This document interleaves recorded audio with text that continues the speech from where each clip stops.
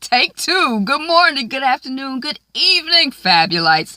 This is Angela and a little bit of Bella, and we've got questions for you. What opens with the afterglow of Jukebox's murder, and what closes with Tommy in the afterglow of a revelation? If you guessed Power, Season 4, Episode 7, you lied to my face, then you're correct. And thank you so much for clicking on the video. I hope that you'll be sticking around to see how we got from opening to closing. I'm Angela and the channel is Be Fabulous You. Let us go. Okay, so we got an extreme close-up on Ghost, Tariq, extreme close-up on him. They're on the subway, and Ghost is covering up the blood on Tariq's collar from the murderation of Jukebox.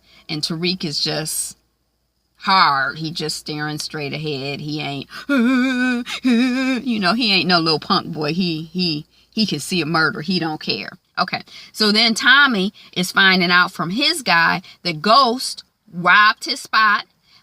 Also, Tommy is finding out that Kanan is alive. And also, Tommy is finding out that the money counting guy was killed by Kanan and Ghost. And Tommy calls Ghost. And then Ghost is like, man, Tariq was in trouble. And Tommy is like, okay, I'm going to meet up with y'all. Or Ghost is like, come meet up with us. He meets up. When Tariq sees Tommy, he goes in and he hugs Tommy after a moment of hardness, and he still stays real strong. And that's the first sign of affection or emotion of distress that we've seen from hard Tariq. And then Tommy tells Ghost about the kidnap photo text from before, like this the second time this stuff done happened, and there was this crusty arm in there. And then, Ghost is telling Tommy about Kanan killing Jukebox, so they putting the pieces together. And then Reek lies to Tommy about Andre's involvement with Kanan. See, Tommy still feels that Andre has something to do with this. He can't shake that feeling, no matter how good the boy Tariq and Andre lie, because they some master liars. They should teach a master class on lying, those two. Okay, so then we see the DOJ, we're at the Department of Justice, and Mock, the Asian guy, is telling his team that he sold them out. I'm looking out for me. As far as I'm concerned, I was a innocent bystander in your mess that y'all had already going on. So y'all better be looking for jobs in the private sector.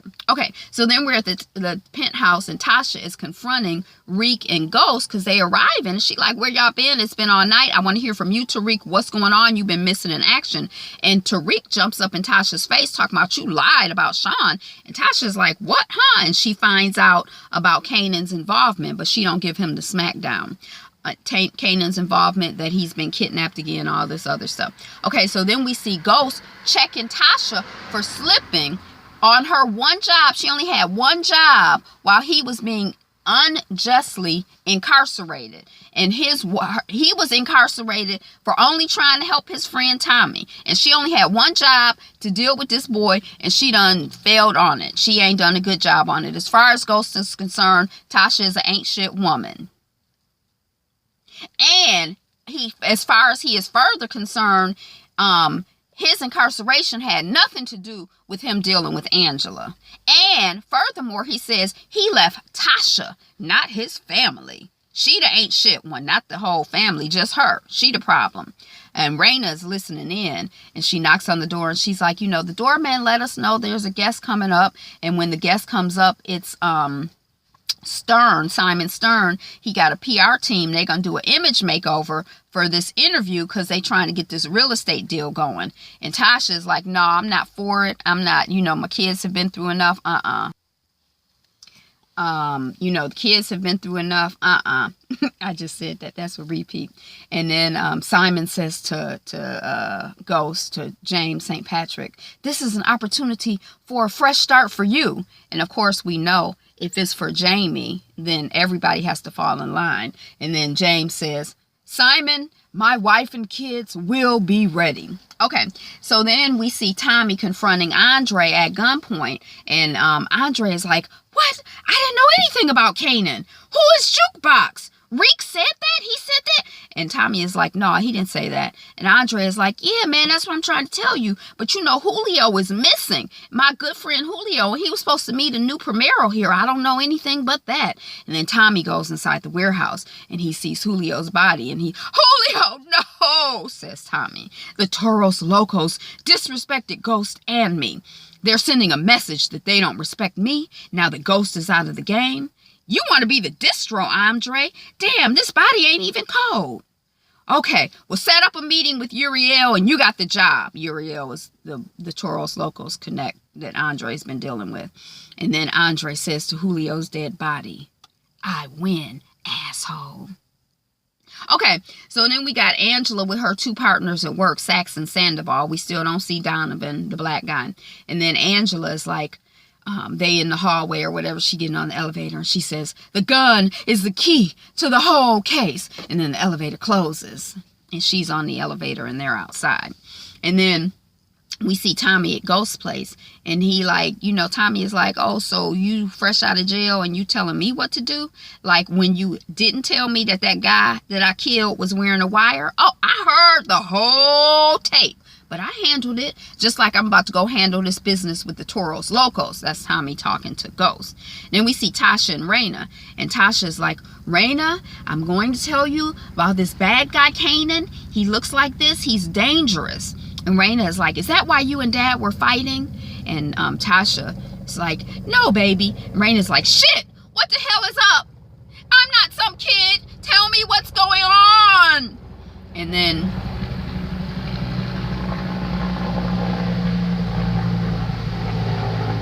it's like a helicopter or something. Yeah, I think this is the second time I've seen a helicopter go over. Does it have something to do with North Korea? Or is Detroit being occupied? Okay. So then Tasha's like, well, what had happened is that your brother Tariq fell in with a bad crowd. And you have to tell me what's up with him. Your brother needs all of us to look out for him. And I'm so glad I can count on you, Rada. I hate the way they wrote these children because I don't think they're like supposed to be developmentally disabled, but they got them written as like real. Like I feel like I was sheltered, relatively sheltered growing up, but they just seem oblivious or just, I hate the way they wrote them. Okay, so then we see Sandoval and Sax from the Department of Justice talking to Mock, the Asian guy. And they're basically like, let's blame it on Donovan. You know, you're still in the department, Mock. Why don't you check out the black guy, Donovan? Because it's probably him. You know, black people do everything. And then we see Angela. She had a meeting with Donovan. And they're trying to figure out who turned off the surveillance video at Truth Nightclub. That's what Angela's trying to figure out. She's like, Greg's killer is still out there. We both support whole families. What's going on? Hold on now. We both support whole families on our checks. But you still have a check because you're on desk duty. Please check it out. We'll find Greg's killer. You and me, Donovan. And then we see Tasha and Silver. And Tasha is like, I don't have to do this interview that Ghost is trying, or that James is trying to have me do, because, you know, I don't care. And then Silver is like, yeah, if the Department of Justice, you know, re-indicts, you know, you got to keep up the front. And Tasha's like, well, I need you there. And then Silver is like, I will be there for you, but not your hubby. And then we see Proctor and Ghost on the street, and Proctor is like, you know, Tommy killed the Homeland Security agent in my place. He stabbed him. That Tommy is cray-cray. The tape, it's destroyed. It's destroyed. I destroyed it. And Ghost is like, okay, you had your apartment clean once, professionally clean. Go get it clean 2 more times. And then we see Tommy with Julio's killer, Uriel. And Uriel is offering up, as Tommy describes it, this lone wolf scrub as Julio's killer. And he's like, Tommy, you kill him and it'll even out the score. And then Tommy kills the lone wolf scrub. And then he demands to see Uriel's boss because he wants his territory back since the deal was broken. And Andre is like, you know, when they leave, he goes up to Uriel and he's like, you know, checking Uriel and for cutting off the tattoo. And he's like, Andre to Uriel, if there's a war, we both lose. And then we're at this bright, sunny place like an apartment. And we see a guy sniffing coke. And then a couple comes in and they're followed by a guy who's holding the coke sniffer's wife. No, let me go. You know, she's under duress. And then, somebody, I think the guy is like, you sniffing my coke, you an informant, you coke sniffer, snorter. And then the boss woman is like, you've been more concerned with snorting than selling. Well, snort it, or we'll kill your wife and child. And then the guy, he starts snorting and snorting, and he snorts himself to death, but he's at gunpoint, so he can't stop. And then they kill his wife anyway. And then they leave a card on her body. Then the boss woman has the woman's, their kid, the child, the baby of the couple they just killed. And she's talking baby talk to the baby. Oh, little baby, this is so sweet. So we see, not only is she a ruthless killer, but she has a maternal side as well, this woman. We don't know none of these people, do we yet? Okay, so then we're on a subway platform with Mock. And Sax is there. These are DOJ people.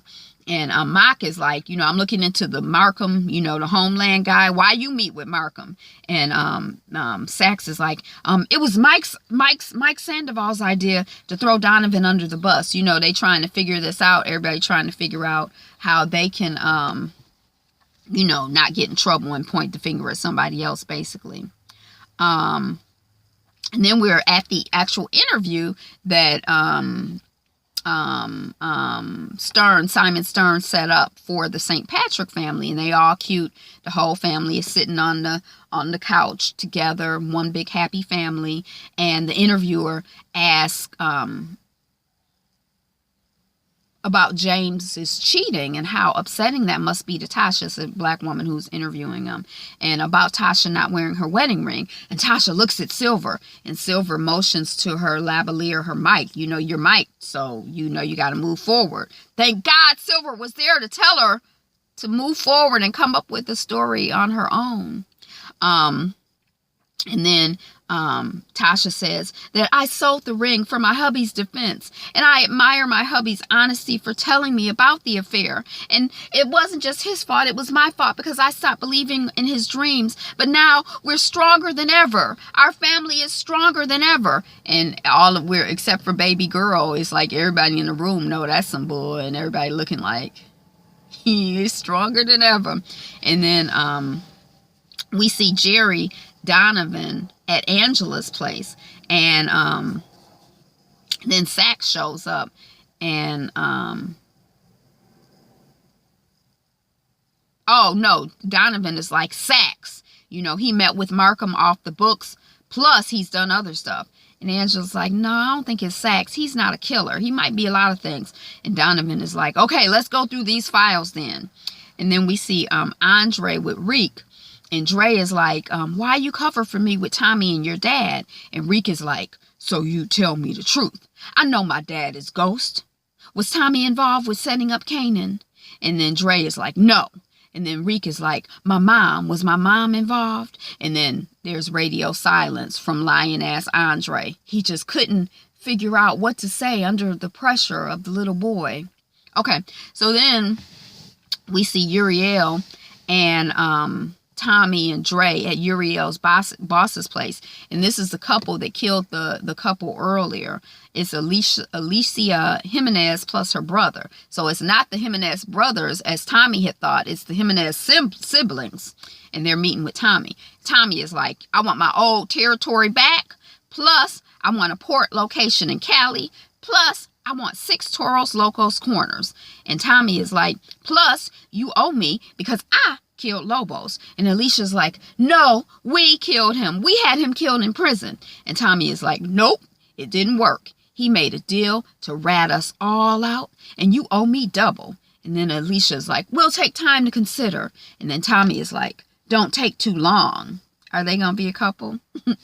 Okay, so then we see Reek in his room, and James comes in like, you know, dinner's ready or whatever, and he sees James sees Tariq playing this violent video game. He like, "You not upset by that game?" That's James Tariq, and Tariq is like, "The game is not real." And then James is like, "What is real is you and Kanan. Your mom and I did nothing to Kanan. Kanan is a criminal. That's why he was in jail." Then Teresi calls, and he says to Ghost, "You have 2 days or else I'm gonna rat you out." And then we see Tasha and Silver plus another couple at a karaoke bar. And Silver is like, he's just got finished singing. He's like, "Don't be nervous to sing. I believe in you." Okay, and then Tasha sings, and then Silver is falling more in love and lust and like with her. He digging her. Okay. And then we see Mike Sandoval with Mock, the Asian guy. And Mock is like, "I'll call Donovan as soon as possible. I'm just finishing my file." So he had been asking Sandoval some questions. And then we see Tasha and Silver. And Tasha's, "You can sing, boy." And Silver, "You can sing, girl." And Tasha, "We could have been a duo in another life." And Silver, "Like BB and CeCe Winans." And Tasha, "No, not brother and sister." And then he kisses her. And then Silver, "I'm not in the business of kissing my clients' wives." And then Tasha, "There's a first time for everything." James gives Tasha a replacement ring as payment for the interview, basically. And Tasha's like, "I thought we couldn't afford this." And James is like, "I need you to look the part for me, because it's all about me. The first time I gave you this ring, it was because you made me a better criminal. Now, the second time I given you this ring is because in that interview, when you told that lie on the spot, you made me a better man." And then we see James at an event with Stern, like, you know, mixing and mingling with the council folks of New York. He's being pitched by white councilman Leonard, who's from Manhattan. You're the best one to come along in years. Building my Manhattan district," says Councilman Leonard. And then we see Tommy in Reek's room. And Tommy is like, "Kanan ain't coming back. You don't have to be scared." And Reek is like, "I'm not scared. Uncle G, did you know about my dad putting Kanan in jail? He said you all sold drugs together and you all killed people. Is that true?" And Tommy is like, "I'll tell you when you're older. Ask your dad. Kanan is not a good guy." And then the little boy is like, "I want to know now. It's hard to tell who's good or bad." And then we see the woman, I think that's the same reporter who had interviewed them earlier there at the mixer, and she's hitting on James at the mixer, and she's like, "Yeah, I saw your act in your interview. Your wife looks beautiful tonight, but your wifey doesn't love you anymore. You should meet this guy right here coming up." And and she leaves. And then Councilman Rashad Tate comes up, and he like, "I'm from Queens, you from Queens, yeah, we Queens brothers. I want you to look at this property in my district. It's not Manhattan." Councilman Leonard is, are they pushing you toward Councilman Leonard? I think that's the white guy from in Manhattan. "I'll call you," or whatever. So they trying to work a deal. And then Raina comes into Reek's room while he's getting high on lean, and Raina is like, "I'm worried about you. I heard about that bad man Kanan." And then Tariq is like, "Our parents and Tommy are liars. They're killers. We can't trust them." And then Raina, "I heard Mom say that she wanted to kill Kanan, but that was a long time ago, and I don't understand. We can go away to boarding school in Connecticut." And Reek is like, "Nope. I don't care if Dad goes back to jail." And then Raina's like, "We'll be poor if Dad goes back to prison. Do you understand? We won't have the penthouse. You won't have your video game." And then Reek pushes Raina on the floor outside of his bedroom door. And then Reek says, "Too bad Mom is not here to help you." And then he closes the door on her. And then we see Silver bothered by Tasha's ring. And then Stern is trying to push. Why is she sitting right in front of me? Doesn't she know anything about theater? She's like upstaging me.